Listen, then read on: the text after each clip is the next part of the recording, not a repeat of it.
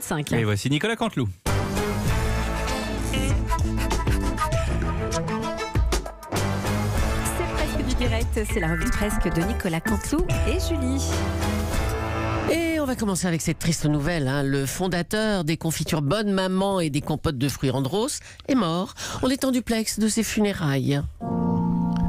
Oui, ma chère Julie, bonjour à tous. Je salue toute l'équipe, Ève Roger, Jean-Michel Apathy, Lolo Cabrol, Anissa, Pierre, cher Pierre.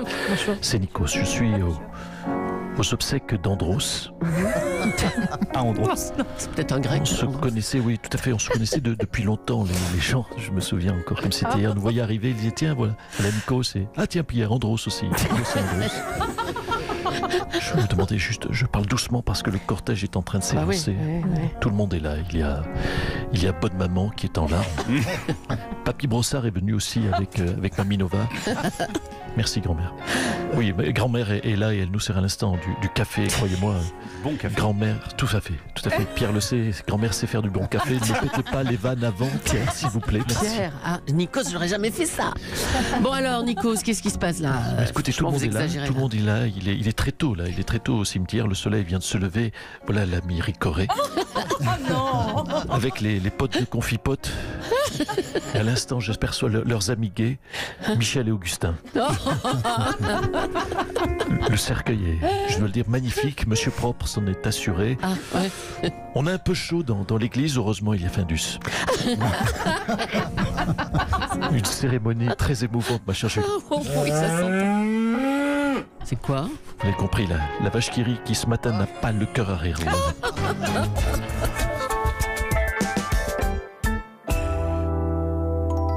On va accueillir quelqu'un qui a lui aussi été braqué dans une classe. C'est Nicolas Sarkozy. Bonjour, monsieur Sarkozy. Oui, bonjour.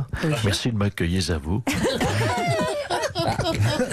Alors vous aussi, vous avez été braqué dans une classe, c'était en 93, dans une maternelle à Neuilly, face à Human Bomb. Rappelez-nous comment ça s'est passé.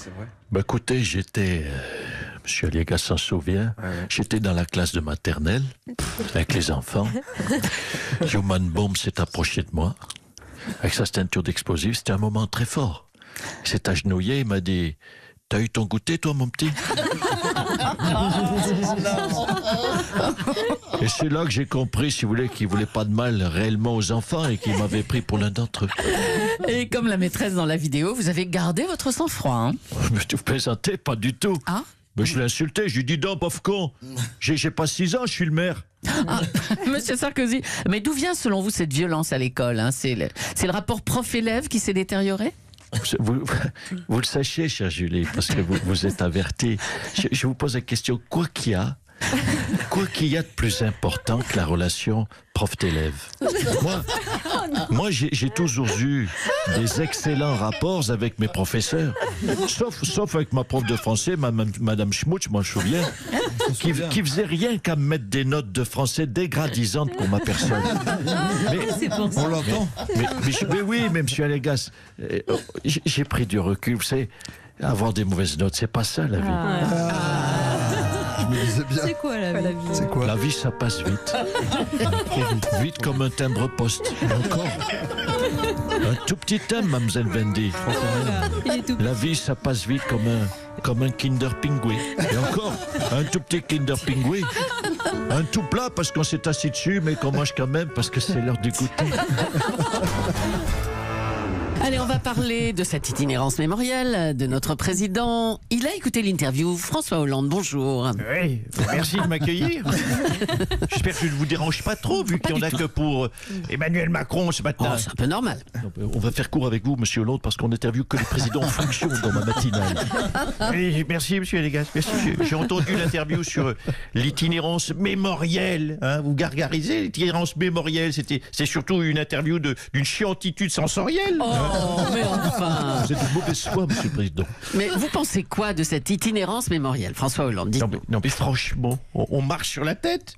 Le gars fait une tournée pour rencontrer la France d'en bas, les petites gens, soi-disant, les gens simples, les gens de peu. Et comment il appelle ça? Une itinérance mémorielle. Non mais c'est ça son truc pour se rapprocher des gens, une itinérance mémorielle. On comprend même pas ce que ça veut dire. Tu peux pas te la raconter plus encore aussi? Pourquoi Pourquoi pas un baguenaudage sensoriel? Non mais il nous prend vraiment pour des truffes.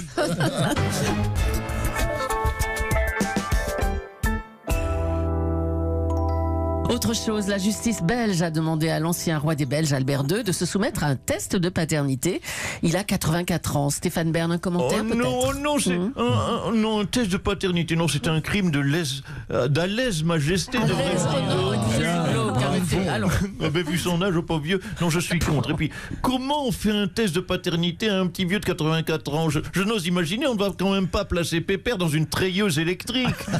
Un peu de respect pour la monarchie, le cœur va lâcher pendant l'examen. Ouais. Bonjour, c'est Jean Lassalle. Jean Lassalle. Bonjour, Pierre Perret, que j'apprécie. Il chante le terroir, il chante la nature, il chante les chansons paillardes. J'ai une treilleuse électrique. Et si ça peut rendre service pour le test de paternité, on étourdit le roi Albert avec un coup de gourdin. On le branche à la treilleuse électrique et l'affaire est faite. Oh, mais vous n'y pensez pas? Non, mais ça va pas. Oui, pardonnez-moi. Bon, écoutez, oula. C'est du Mr. Scam. Oh non, oh là là. Non, j'ai entendu les chansons de Pierre Perret. Il ne faut pas toujours ouvrir la cage aux oiseaux, ça peut attirer des emmerdes. Mais c'est pas possible. Bon, on peut être sérieux à nouveau.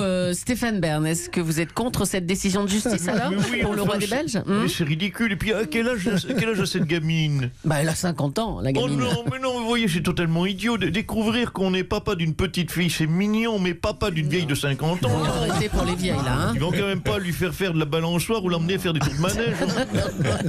En tout cas, conclusion de cette affaire, qu'il soit de Monaco ou de Belgique, le Albert est très fertile. Hein, il a la semence baladeuse, la semence baroudeuse. Ça ferait une bonne chanson paillarde pour Pierrot. Ah bah tiens. Dont acte. Voilà, Nicolas Canteloup tous les jours 8h40. Et puis vous le retrouvez également en podcast quand vous le souhaitez sur europe1.fr.